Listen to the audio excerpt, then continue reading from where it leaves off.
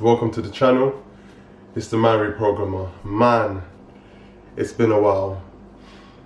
Today I want to share a topic that I've been working on since I took a break from filming, and it's this concept called self-compassion. And compassion as a way of being and a way of understanding. But I'm going to break it down into three different ways we can begin to explore compassion. Number one, what is it? Number two, why is it important? And number three, how can we begin to become more compassionate to ourselves and others? So the first thing I want to start off with is actually, what is self-compassion? And my understanding of self-compassion is the capacity for you to be kind to yourself.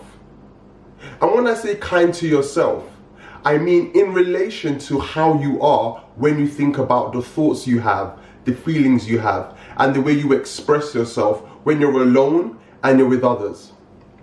Another thing that's important to acknowledge as well is when it comes to self-compassion, if you're very much aware of your internal dialogue, I'm sure that if you listen deeply to yourself, you might hear that sometimes there's this critical judging voice in the back of your mind. It's this voice that's always saying, I'm not worthy, I'm not good enough, I'm dumb, I'm ugly, I'm fat. You see that voice there? You see, self-compassion is beginning to have a more better relationship with that critical voice inside. And when I say that, what I mean by that is beginning to understand that when you hear that dialogue in the back of your mind, rather than agreeing with it, getting upset about it, starting to act really annoyed with it, how about shining the light of kindness upon it? And I'm going to explain to you on my journey personally why I found that that is so important. Because as I've been on this journey of understanding myself and developing a deeper relationship with my true self, I've realized that one of the greatest ways for me to begin to have a better relationship with myself is to stop judging myself. And when I say judging yourself, that includes comparing yourself to other people. That includes feeling a type of way when other people talk about you or talk to you in a way that you might not agree with. You see, when you have compassion on yourself, the whole entire relationship with how you see the world and how you are completely changes. Now, the next thing I want to share with you is, why is self-compassion important? You see, I work as a therapist. And part of my work as a therapist that I've realized actually is one of the main things that I'm trying to do with all the clients that I work with is bring them to a place of acceptance. And when I say acceptance, that means acceptance from the trauma maybe they encountered, acceptance of how they feel about themselves, acceptance about situations that have occurred in their life that they struggle to be able to move on from. And when you have compassion on yourself, then you can begin to come to a place of acceptance. So a good example, you see my hair right here? It's starting to go. Now, I can either beat myself up, get angry, get upset, or I can just simply accept that actually, that's just what's happening. As one gets older, as one develops, this is what happens. And having compassion on myself is realizing that when I do start to get conscious of it, I just tell myself, you know what, this is just life. You know, and it's something that tiny, but there's a lot of things that I've realized that when I work with people, there's always something that they can't accept about yourself. And my personal understanding is that by using self-compassion, you can use that to begin to kind of have a better relationship with it. Because in life, you can only control certain things. And I'm a massive advocate of actually, let's focus on what we can control and the rest, just leave it. Another reason why self-compassion is so important, you see life, yeah? It's hard. Like I'm not gonna lie to you. The human condition is a challenge. You know, there are times when you get angry. There are times when you're upset. There's times when you're anxious. There's times when you feel depressed. You know, there's situations that's happened to me that makes me think to myself, like, what the hell? What's the point of everything? Like I recall when I lost my friend and he completed his suicide, and another one of my friends, you know, he ended up being stabbed to death. You know, in that moment, I had the choice on how I was going to react. I had a choice on how I was going to see that situation. And if I didn't have some form of kindness to myself and my thought processes and looking after myself completely, I don't know how I would have been able to be. You see, being a human is understanding that you're going to go through a plethora of emotions.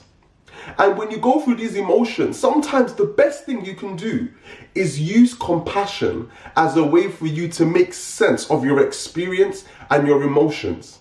You see, compassion for me is something that I'm still learning. I've nowhere got there yet, but I'm a lot more further than I was. And I find that when I can see myself at a distance and observe the thought processes that's occurring in my mind, I can then begin to see that there's a gap between the voice that I'm hearing and the person that's understanding it. And when you get in that sweet spot, that's when you can begin to work with compassion. Now, one of the most important things that we have to think about is actually how can we become more self-compassionate? Because for me, I think that's the most important thing. If we're going to talk about what it is, then we've got to talk about how we can become it. And I've said it 1,000 times. If you watch all of my videos, there's a running theme. But the biggest thing that I can say to help us become more self-compassionate is to become mindful. And when I say mindful, I mean becoming aware of the dialogue that's occurring within your being. You see, when you begin to become more mindful of actually, I am hearing a thought, and then there is an individual who can hear the thought, that's when you can begin to develop a better relationship with your thoughts. You see, I've said it before, you are not your thoughts. Your thoughts is a composition of experiences and information and historical experiences that your mind uses to make sense of reality. So if you can now begin to adopt a more healthier relationship with your thoughts, a more healthy relationship with your mind, then all of a sudden, spontaneously, you're going to begin to see that there is a distance between who is listening to the thought and the thought that's playing. And once you find that distance, you can hop in the middle and begin to find that self-compassion. You see, empathy and kindness, it's so important. You see, a lot of us are able to feel emotions of others. We're able to feel the sadness and the pain that other people are going through. We're able to watch the news, watch TV, watch programs, and all of a sudden our hearts are moved deeply. But the question I have for you is, can you reflect that empathy and kindness to yourself? Because I believe that it is how empathic you are with yourself will determine how you treat others. So shining the light of empathy and compassion and kindness on yourself will begin to change you. And it begins to change you in such a subtle way. You see, I've been working recently with a new meditation, and it's called the loving kindness meditation. And it's such an interesting meditation because it doesn't follow the traditional thread of meditation that I'm used to, which is either following my breath or using a mantra. In this meditation, you say statements such as, may I be healthy, may I be safe, may I be loving, And as I've been working with this meditation, I have found so many different changes within me as a person and my experience of the world. You see, in the meditation, it's very counterintuitive because in the meditation, you first of all focus your attention on somebody that loves you, and you send them energy and they send you energy back. Then you focus your attention again on somebody that maybe you don't really know, but you still walk past them. So maybe a neighbor or a work colleague. And you know what I found? By doing this meditation practice and by sending love and compassion to other people, all of a sudden within my own heart, self-compassion begins to arise. And like I've said before, on a quantum level, we are all connected. There is no separation between the person that's talking here and the person that's listening. There is a part of me and you that is exactly the same. And like I've said, it is called the self. In some other cultures, they call it the soul. In some other cultures, they call it the Atman. You see, that universal thing, that universal spirit is connected to everything. So when you shine compassion to another, in reality, you're only using that person as a mirror to reflect back to you the compassion that exists. You see, I have found through loads of reading, loads of research, and loads of experience that self-compassion and loving kindness meditation can improve so many different areas of your life. You know, we talk about lowering levels of anxiety, lowering levels of depression, lowering levels of stress. You see, these are all pandemics that I feel in the world we're going through. There is a massive pandemic of anxiety and stress. And if we can be used to use different skills and techniques, such as loving kindness, such as empathy, such as mindfulness, to begin to develop a better relationship with ourselves, I am sure that everything will change. I'm going to put a link to a meditation that I've been using that I found for me has been really powerful. You see, when I use this meditation at the end of my day or in the middle of my day, I feel different. I feel more open, I feel more positive, and I feel more kind. I'm just going to leave this video with a little story. You see, I was working with a client, and this client had PTSD, like real PTSD. Like he couldn't sleep at night. When he would wake up in the middle of the night, his body would be in panic, in fear, in worry. And we worked together for a few months.